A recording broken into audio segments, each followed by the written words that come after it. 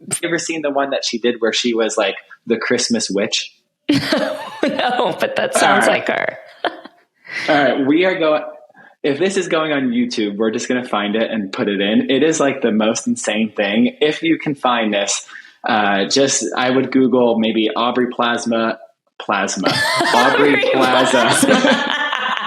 That's like an awesome alter ego. We could make like a sketch about Aubrey Plasma.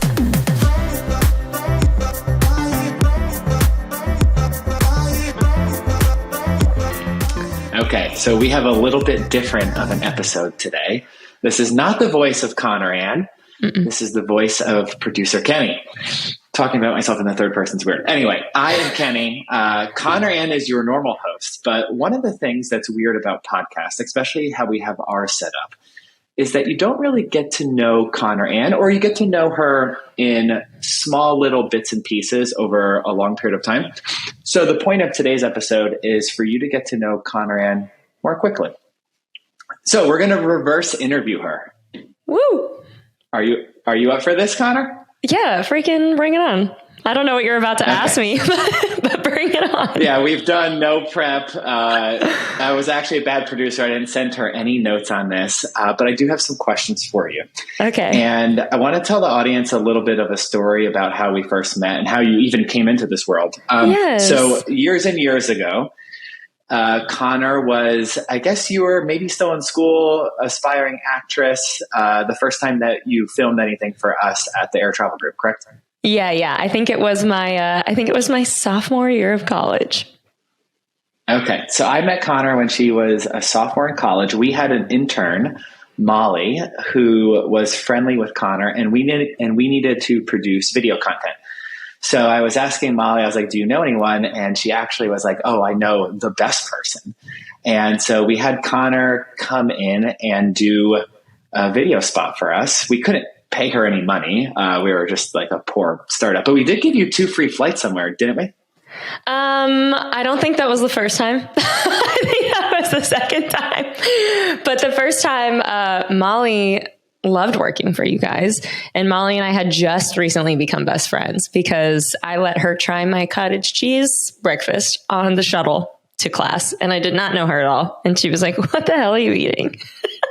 And that's how we became friends. Were you feeding someone you were feeding a stranger cottage cheese on a bus? Is that not the weirdest best friend origin story you've ever heard?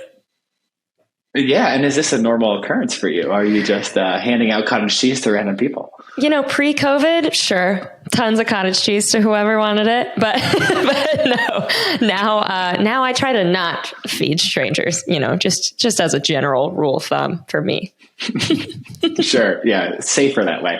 So my question is, one of the cool things about your backstory that the audience may not know is that you graduated college, UCF, and you're an aspiring actress. And you graduated college and then you ended up in Australia. Yes. So one of the things that I'm always fascinated is, what is the mindset of someone who is like, planted somewhere, put down roots, has friends, and then just I'm going to pick up all my stuff, move halfway across the world. Take me to like 22-year-old Connor. And where were you in your life that you just decided, I'm going to move everything to Australia?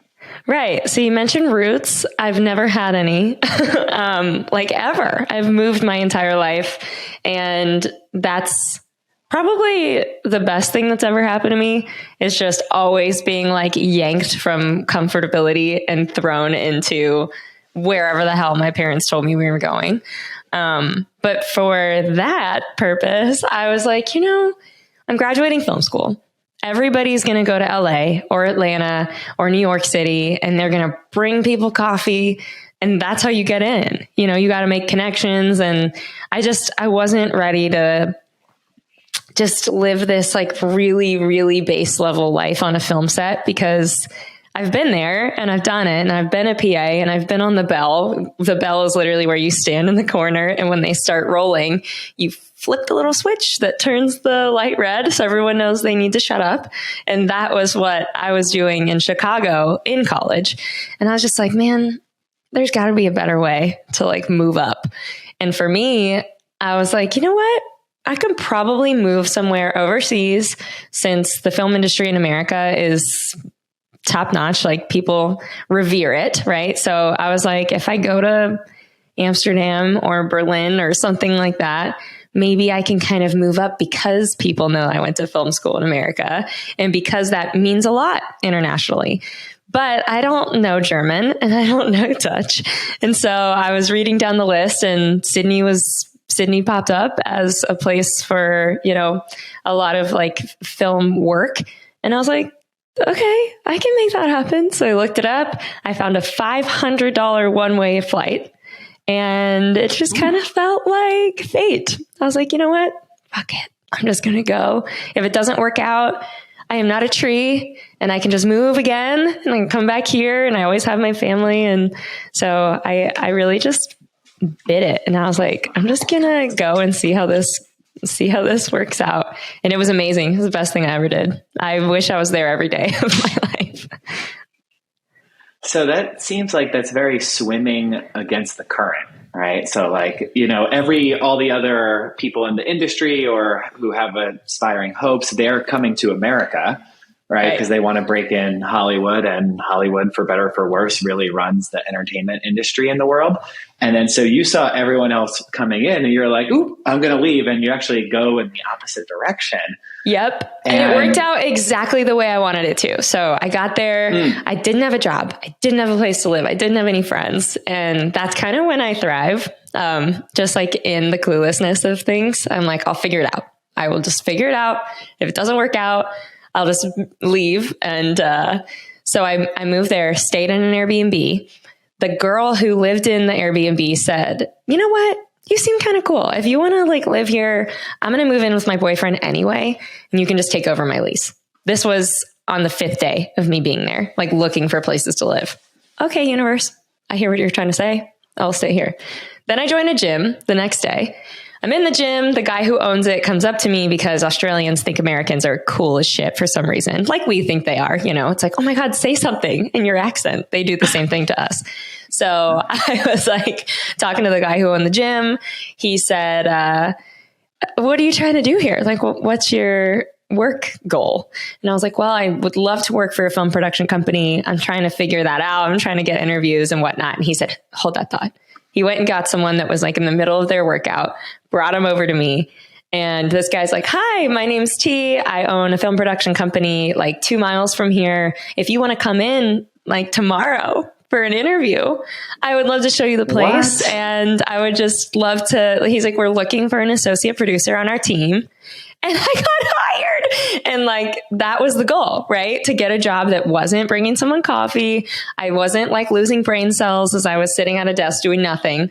And I got this amazing job. And then that same week, I was in an Uber pool. I sit next to this beautiful girl in the car.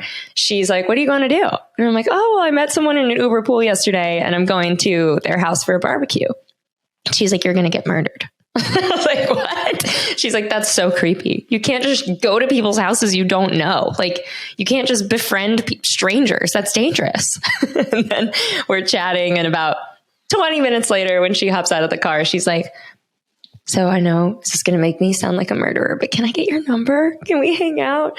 And we hung out the next day. So I had a place to live, a job, and a friend, all in like a week and a half of living there. That's super fast work. Yeah. As a result of that, do you believe in like angels or serendipity? Is there some kind of like, you're like, because this happened to me, and that just is a freakishly amazing thing, amazing amount of things that had to work perfectly all in a very short amount of time. Does that like reinforce your belief of like, we live in a simulation, angels are real? What does that do for you? I kind of, look, I'm a dreamer. Okay. Do I believe in aliens? Yes. Do I believe in serendipity? Yes. Like anything that means like you're not in control of your own life, I'm in, because I do feel like put out good things, do things that make you happy. And I feel like it comes back. And I know that from experience in my life. I don't know if other people feel the same way, but I just think that you're in control of the things you're in control of. And when people try to control everything, that's when it starts to go south. And that's when you have expectations and anticipations and things like go sideways when you plan your life out too much, or at least for me, it does. Anytime I like have a really like set plan, things just, it's never going to work out the way you think it is. And that doesn't mean in a bad way. It's going to be different. You can't predict the future. So just roll with it. And that's what I did. And it worked out perfectly. And that's kind of how I've lived my whole life anyway. So, yeah. So speaking about the future, something exciting, you had to take off a week of work to go do some, audio tracking, go do the vocals. Yeah, some voiceover. Yeah, there you go. I was struggling on the word, but you have a movie coming out, hopefully. Yes. Fingers crossed, or at least that it's in post-production and getting closer to the finished product. So do you want to tell the audience a little bit about it? Can you talk about it? I think I can. I hope I can, because I'm gonna.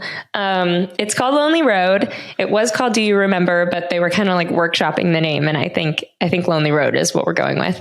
I shot it a year and a half ago in Louisiana, and this is the biggest role I've ever had. So it's very exciting. The movie is about me and this guy named Thomas. So my name's Laura and Thomas.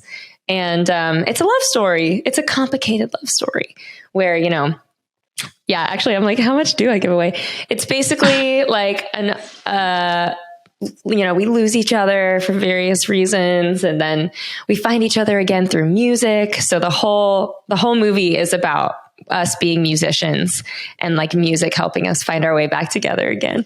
But we just shot the like promo stuff, like the photography for the cover of the movie and the marketing for it.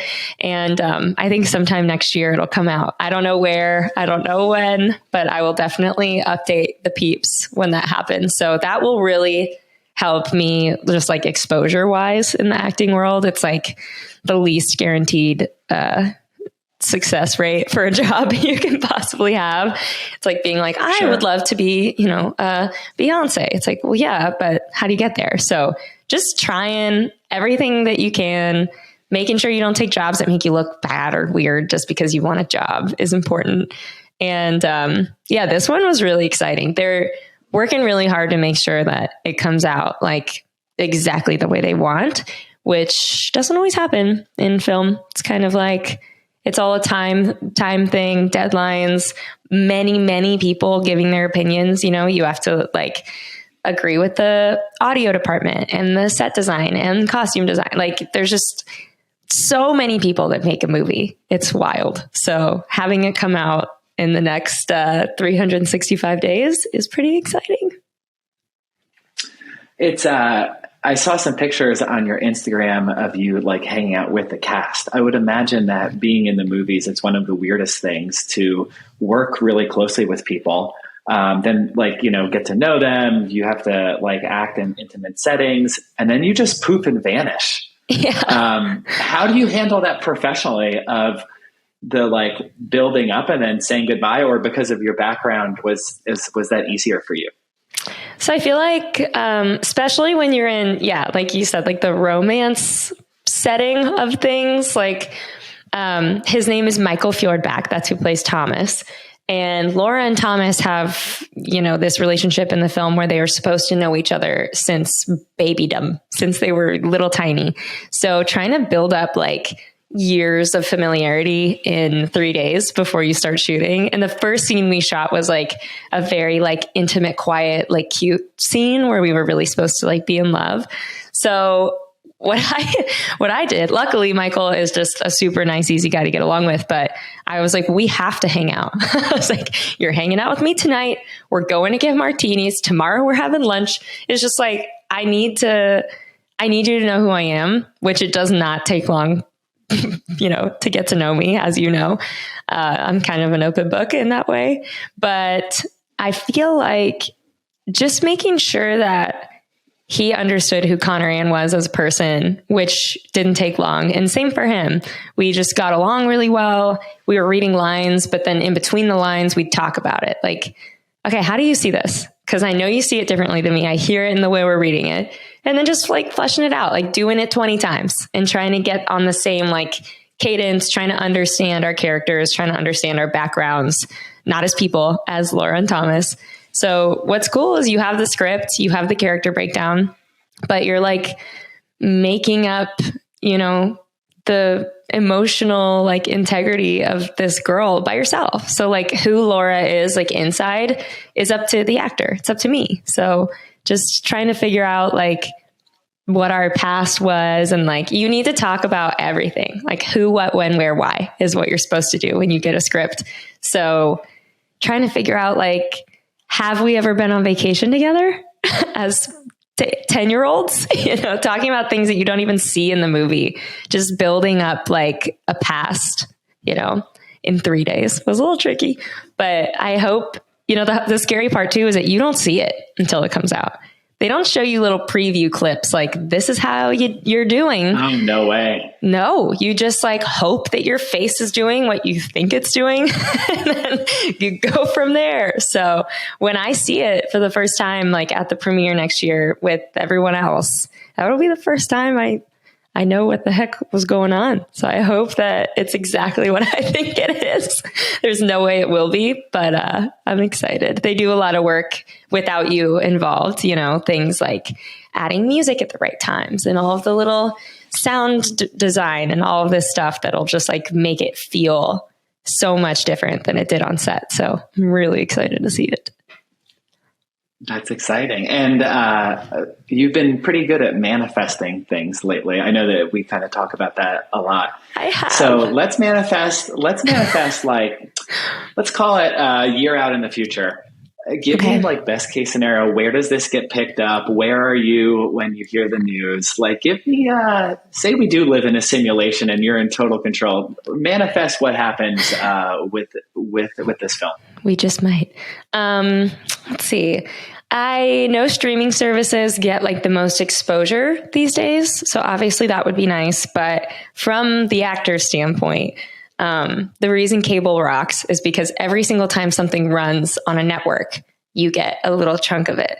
So I did Chicago Fire on NBC and I get a check from NBC every time that episode airs on cable.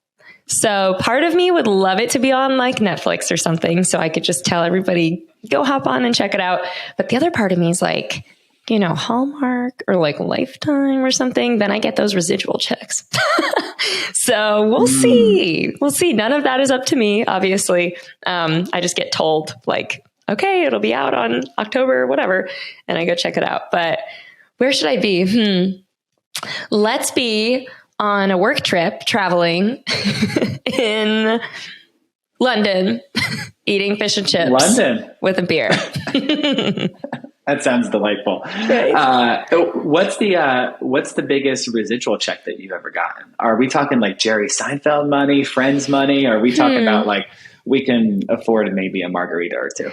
It's funny because I've definitely gotten checks in the mail for like $4. It's like this big official NBC network check. And I'm like, yes, You're about like, to oh my God, this is going to be amazing. Yeah, I'm about to pay my rent. Like, woo. And it's $4.11 or something. But I think the biggest one I've ever got, just based off of things like airing, not like obviously getting paid for doing the project, but I got like a $4,000 check from this commercial I did when I was 8 years old. I had a big like mouthful of braces and I did it for an orthodontist place in Louisiana. And they just used that same exact commercial on all of their internet stuff on TV, like in, you know, regionally. And I just got paid like, I think it was 5 or 6 years later. Like they had been using my commercial for 6 years. I had no idea. I'd never seen it. But yeah, getting paid like unexpectedly for that was delicious. I was like, what is this money? I didn't even remember what the project was. I was like, what is this for? Yeah, it was for an orthodontist. Don't go looking for that. Okay. Don't go looking.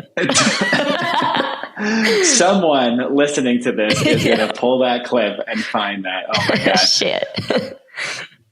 Is it weird for you to host a podcast where the point of the podcast is to be yourself and let the audience like intimately get to know you over a long period of time?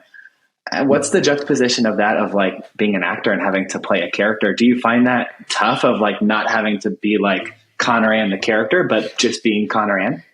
I love to talk. So when you were like, do you want to host a podcast? First of all, I was wildly confused. I was like, I don't know how to do this. And you're like, that's fine. We're just going to figure it out. Yeah, that's okay. No one does. I guess trying to be normal on a mic for me is tough, because the only time I've ever done anything like this where I'm on camera and I'm like, quote unquote, working is I'm someone else. I'm like reading a breakdown where like, oh, okay. I'm the girl in the psoriasis commercial that needs to be like kind of awkward or something. So like, yeah, to just hop on here and just be like, hey, what's up guys? Like in my normal voice. And you'll listen to the first episode of this podcast and you'll notice it's very much more curated. It's like, hey everybody, welcome to, I would love to pull off just being normal, like a radio host does, like I'm at work, but you guys know me. Hi, here I am. I think we're creeping towards that. I think we're getting closer to me not sounding towards it, like super cheeseball. But honestly, one of my favorite things to do is go watch the pilot of a show that I love after years and years and years. So the best one to do, in my opinion, is watch a few episodes of Schitt's Creek, like season 4, season 5, whatever, right? And then go back and watch the pilot, and you will see how much that like Alexis and David turn it on. Like they are not even close to the characters that they become in the way that they talk and they approach like their delivery of like sentences and just like moments. It's not even close. It's not even close to the pilot. You should really go back and see it. Cool. Oh yeah, that whole thing, like, ew, David. That was non-existent in the pilot. That is such a good show. Good shout out. Yeah. Do you have like a dream actor and actress that you would want to work with? Good question. Let's put it out there in the universe. Is it Margot Robbie? Are you guys doing like a twins movie? I feel like after watching White Lotus and just loving her anyway, Aubrey Plaza is seriously like I would freak out if I met her in person. I love Anne Hathaway. I always have. I'm like the era of Anne because I grew up with like Ella Enchanted, Princess Diaries, things like that. And then, God, like Brad Pitt. Hello. That would probably be the most like fangirling you could ever possibly see me pull off. But who else? I don't know. Like, anytime you ever book a job as an actor, as like, someone like me who's like, I've been doing it for a while, but getting into booking like actual guest star roles with famous celebrities, that's tough. It's tough to pull that off. So pretty much anybody that I could meet in like a setting where I'm not booking like a cashier role in something. I'm booking a role where I'm like really, really conversating with like someone big. That would be so exciting. So yeah, we'll see. I'm feeling, like I said, the manifesting towards 2023 hard. And I've been trying to, and it's funny that you're good at manifesting. I don't even like use that word or think about it like that, but I'm definitely a dreamer, and I will always say, like, I talk to myself out loud constantly, and I'm like, wouldn't it be cool if, and that's like my version of manifesting, just talking to myself as I'm brushing my teeth, being like, I think next year, like, you're going to go to 12 countries. That's awesome. Well, my fingers are crossed for Aubrey Plaza because I'm obsessed with watching interviews with her where she goes on like Good Morning America or like Colbert. She has to be the best interview in Hollywood right now. She's like bizarre and crazy. Have you ever seen the one that she did where she was like the Christmas witch? No, but that sounds like her. All right. We are going... If this is going on YouTube, we're just going to find it and put it in. It is like the most insane thing. If you can find this, I would Google maybe Aubrey Plasma. Aubrey Plaza. That's like an awesome alter ego. We could make like a sketch about Aubrey Plasma. Yeah, she does this thing where I guess she wrote a children's book, and it's about a Christmas witch, and she went on like in character and then just did this like amazingly funny, bizarre interview. It's seriously one of the best things I've ever seen in my life. So I'll send it to you in Slack. And then if you're listening to this, just do yourself a favor and look it up. Like, you're not going to be disappointed. I have a guy that I would love to be in something with. It just give me someone not Brad Pitt. Okay. Brad Pitt's so boring. Well, and I don't even need to act with Brad Pitt. Can we just like get coffee or something? You know what I mean? No Brad Pitt. Okay, one of my favorite people ever, just from his actual personality, and also I've seen every movie that Mr. Adam Sandler has done. I would love to meet him. I would freak out. I watched his most recent thing that he did was like he won an award at an award show, and then he had his daughters write his speech for him, and he read the speech read it at the show without reading it first. It was so good. It's so good. I had a family friend who worked at HBO and went out to dinner with him. And she said that he was like the nicest, coolest, sweetest guy. And every good thing that you hear about him, it's all true. Like, which is really cool when they say like never meet your heroes, which I've been disappointed by like a few people that I've met, but it is really cool when you meet someone of that level and stature and they're just like so smooth and cool and they don't take it serious. And he seems to come across that way. Yeah, he'd probably be a pretty good one to work with. Yes. And like, he's just, as much as he is a superstar, he's just like a really good dad and like a normal dude. And his wife is in like most of his movies that he does, like in a random role. And I like that he's not one of those people that like, you're so famous and you're like, pretend like I don't have a family, like don't harass them or whatever. He's like, yeah, I have a family. Like, yeah, I'm famous. And I love that. Yeah, I think the coolest thing the thing that I respect most about him, aside from being like funny and a comedic genius, and I love comedy, but the thing that I respect most about him is that I love that he does all of this stuff with his friends. That is the ultimate life hack. Like, people say you shouldn't hire your friends. I think that's total bullshit. You have one life. You have one life.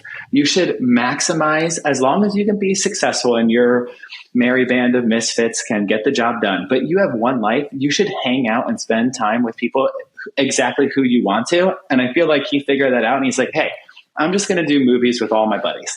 Oh, yeah. And, it doesn't matter what the film is. He has like his little crew. So if you could break into the Sandler crew and get with like Chris Rock and Snyder and all these guys, that would be amazing, because he's loyal and he seems to take care of his people. So, but I really respect people who are like, I'm just going to do life with my friends. Like, we're just going to go from thing to thing and do life together. That's cool. Yeah. And he like made his own production company for that reason. He's like, I can't trust other people will be on board with this, but like, let's make it happen. And started his own thing. I could watch all those movies a million times too. Waterboy, Grown Ups, Mr. Deeds. Stop. I've seen them all at least 10 times. What's your favorite one? I was hoping you wouldn't ask me that. I mean, I'm from Louisiana, so the Waterboy is a special place in my heart. Girls are the devil. Waterboy is ridiculous. Do you have, being from Louisiana, do you have like a southern accent that you've had to repress over time? I maybe did for a hot second there, because I moved there when I was 7.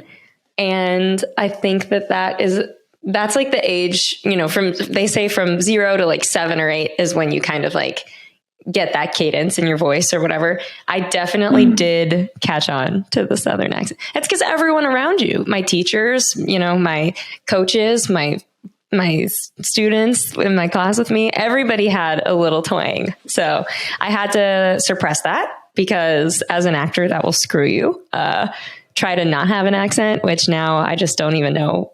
Like, listening on this podcast, listening back to my voice, when you hear your voicemail and you're like, ugh, I'm trying to get used to just hearing the sound of my own voice.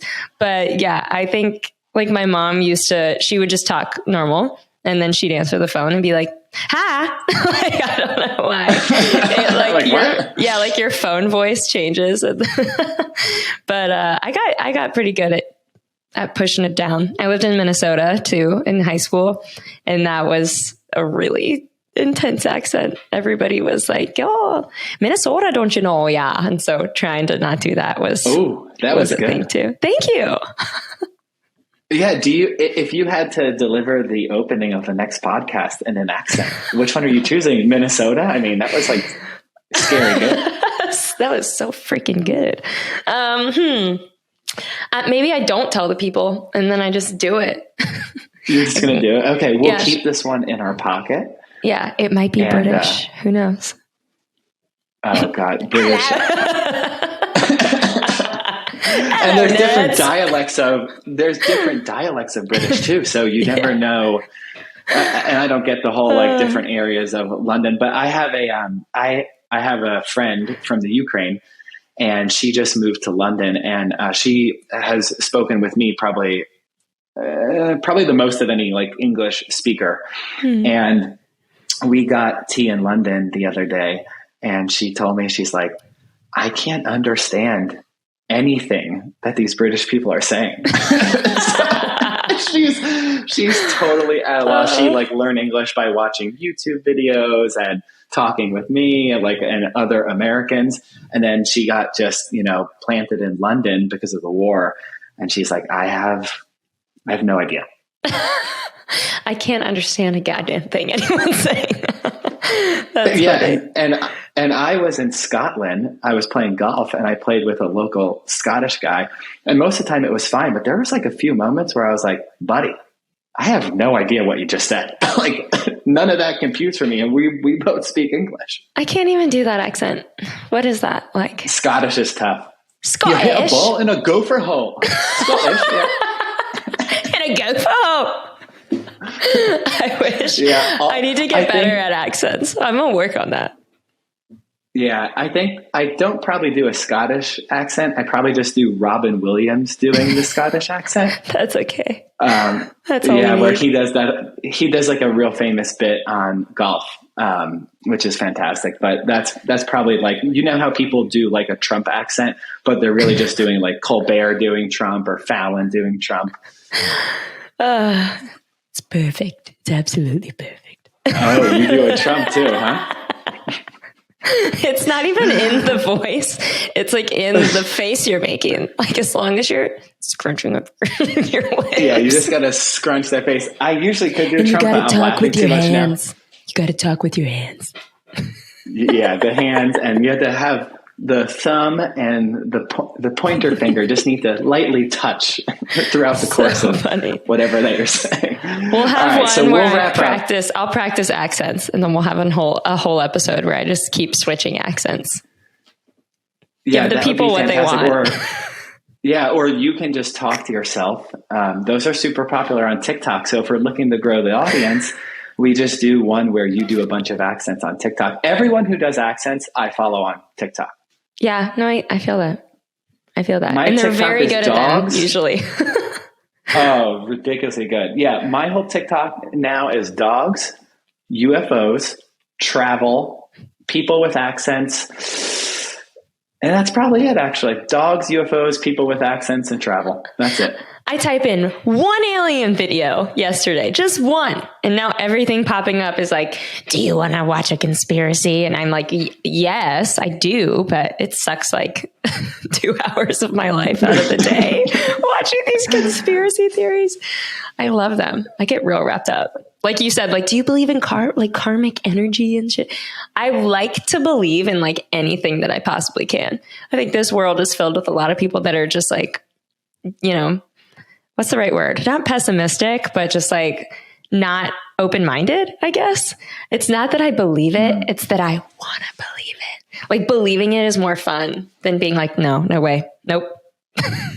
Yeah. So I struggle with a similar thing in the sense that I can never run for politics because I could be persuaded to anything. Right? Yeah, same. So someone's like, if someone puts forth a really good argument, I'm like, yeah, like I just believe you. I'll just do what you say. And then someone else could have the same counter argument. And then I'll be like, yeah, That was smart too. Like I'm very, very easy in which way I can go. But you did tell me that you got into Bob Lazar. Am I saying the name right? Yeah. Oh yeah, Bob Lazar. All right, because I think that we're doing an episode in the future where aliens and travel meet. We're not going to tease it all here, but if I have anything to say about it, we're doing it. So I think that it's getting greenlit, and give the audience a little preview about who is this guy Bob? Why is he important? And I'm going to finish this shitty compound question at you. So who is Bob Lazar? Why is he important? And what's the synopsis of what he's trying to say? Okay, so I'm such a nerd. I love this shit. Bob Lazar is he's an American conspiracy theorist and a self-proclaimed physicist, I guess, who claims that he reverse engineered extraterrestrial technology in the 80s, which is a big deal. And there was this like thing that came out in 2017. If you saw it, it's like a documentary. It's called Bob Lazar, Area 51 and flying saucers or something like that. But I watched it. While I'm watching it, like, do I believe all of it? No. But like I said, it's so fun to just like believe that that's the truth. I totally believe that there's something weird out there for sure. Are they green and like do this? We come in peace. I'm not sure. But yeah, it's a little selfish to think that we're the only things out there. Don't you think? It's a little self-absorbed. It's a little bit. It's a little self-absorbed. And if you, there's all the arguments of like how big the universe is. Everyone's heard these.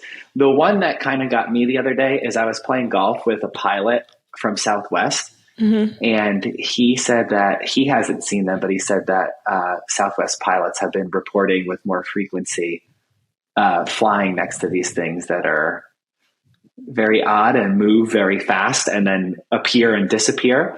Yeah. And so when I heard someone just casually mentioning it, like playing golf, and he's just like, yeah, he's like, I haven't seen it, but a bunch of my work friends are talking about it. I was like, oh, interesting. A bunch of my work friends. Yeah. I mean, there's some pretty powerful people that have been interviewed in the past like 10, 20 years that are, they're saying like, I can't say this did happen, but it didn't not happen. That's like all I need to hear. That's the power move, right? That's all I need to hear. I'm like, shit, it's real. But yeah, Bob Lazar, I don't know. Worth a watch if you like conspiracy theories and stuff. But what's your favorite conspiracy theory? You got one? Yeah. So anything on TikTok that has that weird music in the background. If you put the music in the background and you say pretty much anything, I believe it. So I'm like, oh, it's the music. It's the music plus this like very like well articulated, and there's screenshots of stuff behind the person. They're in the green screen mode. And I'm like, yeah, the music does it for me. But the one that I showed my wife, and my wife who like hates talking about it, like I'm like, hey, let's talk about aliens. And she just like quietly exits the room. So she hates it. But the one that I saw on TikTok that I really liked is, it was one of these things where a guy posts on Reddit and he's like, I can't tell you who I am or what I do, but I work for the government. And we made alien contact yesterday. And basically what he said happened is that they were playing with like making sound or vibrate at like a certain frequency. And then they tapped into something and they started hearing something back, but they say that they didn't hear it. They said that they basically like felt it in their chest, like almost like that something was talking to them internal. And the voice on the other side was basically said like, hey, it's you guys again. Like, we haven't heard from you in forever. And it sounded so just like Morgan Freeman. It was just so like crazy. So we're going to have to link to this one. I'm like crying. It's so funny, but also terrifying. We felt it in our chest and heard it in our heads. No. Yeah, so basically that's exactly right. So they basically felt it, and then there was multiple people that felt the same thing, and then they started comparing notes of what the conversation was like. And essentially this thing was like, you have tapped into like the universal way of communicating, and do not come back to this channel. Your ancestors figured this out for like a short period of time. Do not come back to this channel. Do not turn this on. And it kind of made fun of the human scientists for using light as their yardstick, saying that like, you guys don't really understand how the universe works. The universe is actually like 15 times bigger than what you think that it is. And so I showed that to my wife. I'm doing a horrible job explaining this right now. No, I'm laughing just because this is exactly what I think an alien would say. It'd be like, you're so fucking stupid. And like, you just don't get it. You just don't understand. Oh my God. Could you imagine how dumb we appear to like a race that can get here from like other stars? Just like portholes and dimensions and stuff. Woo! Yeah, we're so doing an alien episode, you guys. It'll be coming. If anybody has any fun alien conspiracy theories, send them my way. Yeah, please message Connor Ann, and we need every good alien conspiracy theory. This is our cat call to the crazies. We don't think you're crazy, and we need you to produce this alien episode. We think you're right. I just get so many insane messages. Bring it on. Yeah, I love it. Can't get enough. It's so funny that this turned into alien talk. I just wanted to ask you about your acting career, and then you did mention aliens, and I'm like, well, that's really what I want to talk about. So we'll get through all this acting stuff so we can talk about extraterrestrials. Extraterrestrials. Yeah, love it. So this is probably a good place to wrap up. Connor, thank you for coming on your own podcast. That was very gracious of you. Anytime. I'll be here every Wednesday. Yeah. You'll be here every Wednesday. And I guess I'll do the singing us out. Later, nerds. Is that how you end it? Yeah, right. Yes, you got to do it all like enthused though. Okay, you ready? All right, that's all you. Go for it. Let's say it at the same time. Ready? 3, 2, 1. Later, nerds. Wow, that was mean. Yeah, later, nerds. Yeah. All right. See you guys. Bye.